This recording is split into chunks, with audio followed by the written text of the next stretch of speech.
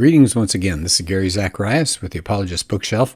I want to go back to one of my favorites. It's a book called To Everyone an Answer. I've already done an earlier podcast on this. And the point of this book is the Christian worldview today faces such aggressive opposition. And sometimes you need a book that just point by point talks about the Christian faith and how it can be defended. And so this book covers things like faith and reason, arguments for God's existence, the case for Jesus, problem of evil, and so on. And what impressed me about it, and I probably mentioned it before, is just some of the authors that are in here. William Lane Craig, Ben Witherington, Gary Habermas, Ron Nash, J.P. Moreland, Doug Groothuis, Francis Beckwith. See if there's any more that... Craig Hazen, I knew there was another one there. William Dembski, Paul Copan, Doug Guyvet. Well, anyway, great authors. And I wanted to go to chapter 3 because it ties in with Greg Koukl very well with his Stand to Reason organization, especially his emphasis on good tactics. And this is actually a chapter called Tactics, Applying Apologetics to Everyday Life. So those of you that look at Koukl's material or listen to his podcast, and I highly recommend them. This is really pretty much what he does in his book, Tactics, and talking about how Christians can engage the culture around them. And he starts off by saying apologetics has had kind of a questionable reputation among people that are not huge fans. And a lot of people think those are fighting words when you say we're going to defend the faith.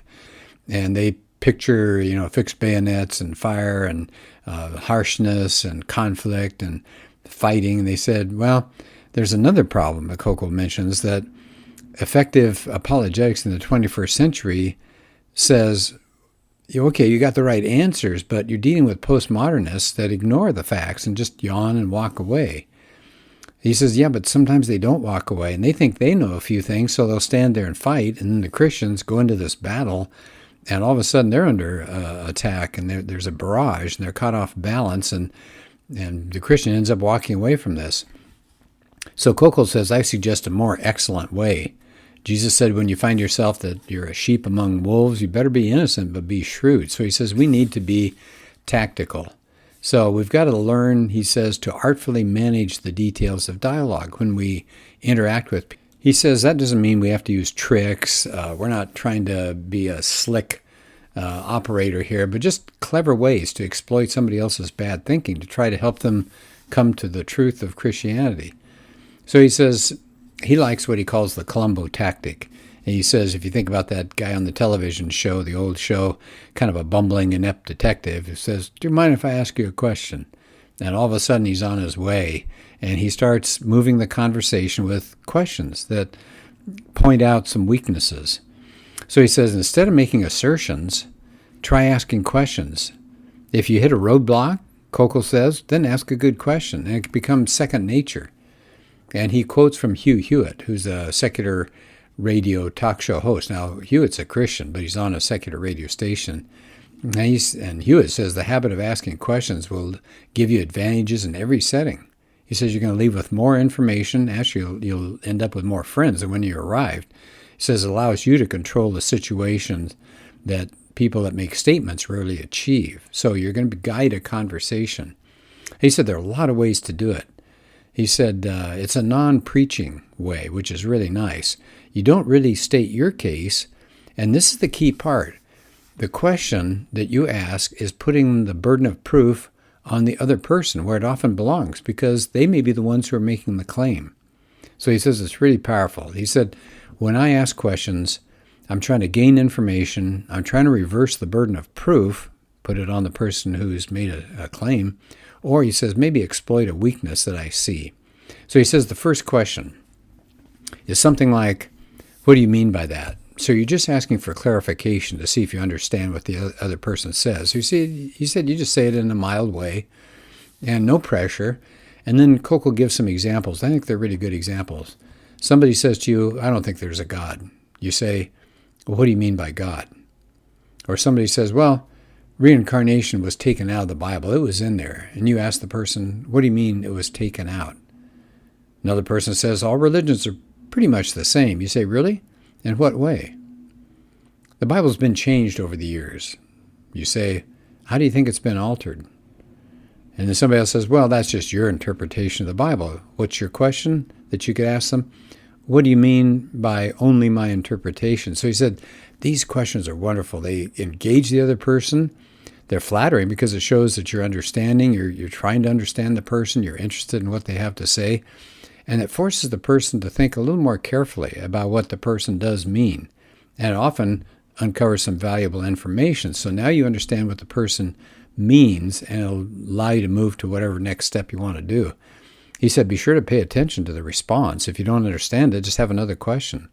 Something like, let me see if I understand you on this, and then feedback the view to make sure you got it right.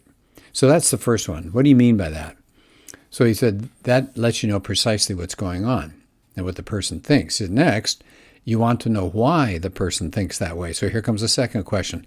How did you come to that conclusion? Or what are your reasons for saying that? So that's important. It forces your opponent to give an account for his or her own beliefs. After all, the person who makes the claim has the burden of proof. So he says, you don't have to refute every tale that somebody spins out. You don't have to answer all their claims. It's that person's job to defend it. So he said, don't let yourself be thrust into a defensive posture when others are making the claim. They are the ones who bear the burden of proof. Why let them ignore their responsibility? So I wanted to hit that about 2 or 3 times in this podcast. I think that's so important. Somebody makes a claim about Jesus, about God, about Christianity, about the New Testament. If that person made the claim, why do they believe that? What's their evidence? Where's their support? And you're not being mean or harsh or critical. They've made the claim. Let them back it up. Here's a third question that you can do. He said, once you understand what the person believes and why the person believes it, then you can move on maybe to a question that would challenge the beliefs. He says that's more demanding, obviously. You have to be able to see a flaw. You got to pay attention to the reasons that they give. You have to ask yourself, does the conclusion follow from the evidence? There must be maybe a misstep in there someplace.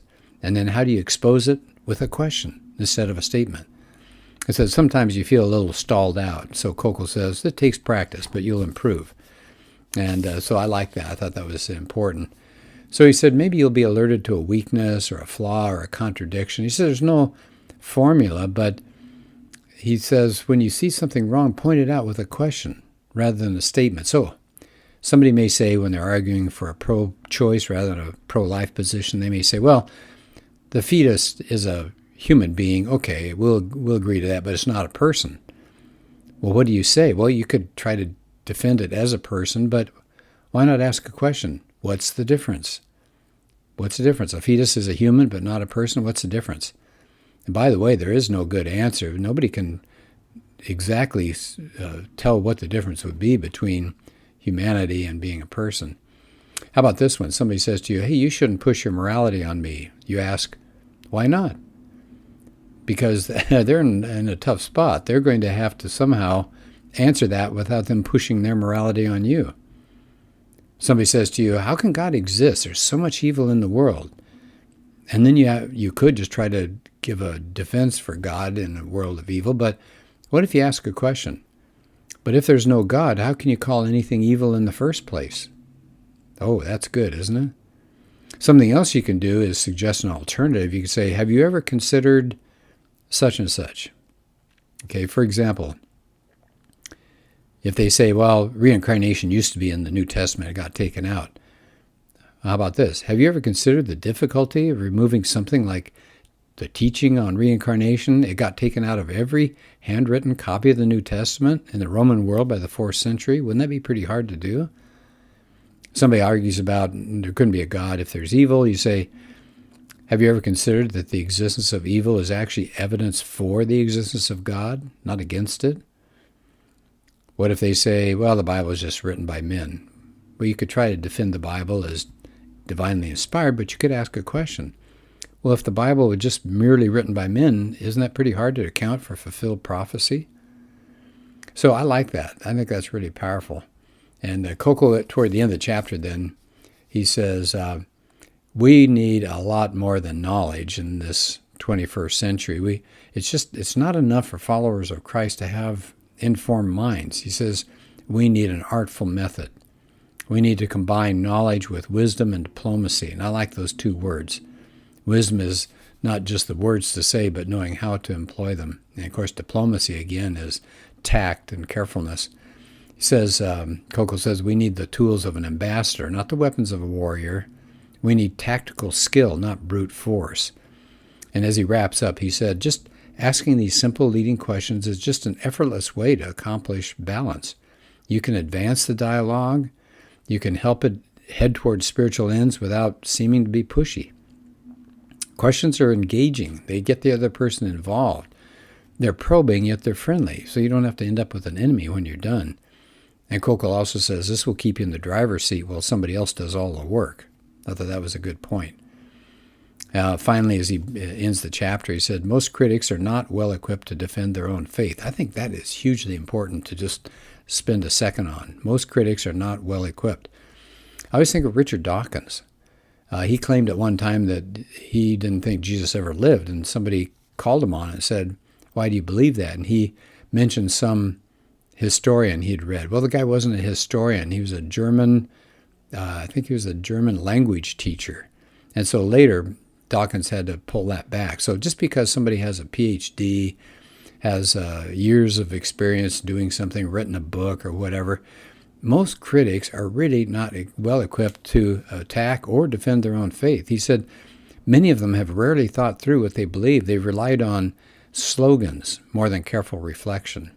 And amen to that. I've done a talk about slogans out there and how misleading they can be and how we need to be prepared to interact, because thanks to Facebook and other social media platforms, people just throw out slogans and they think they've proved something. So he said people have not really relied on thinking. They've just had their generalizations.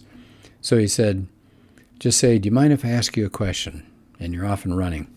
So I would like to cover Greg's book, Tactics. He's come out with a 10th anniversary edition. So I will do that in a future podcast. I haven't talked about it yet.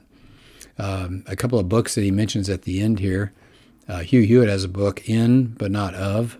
That's a really good book.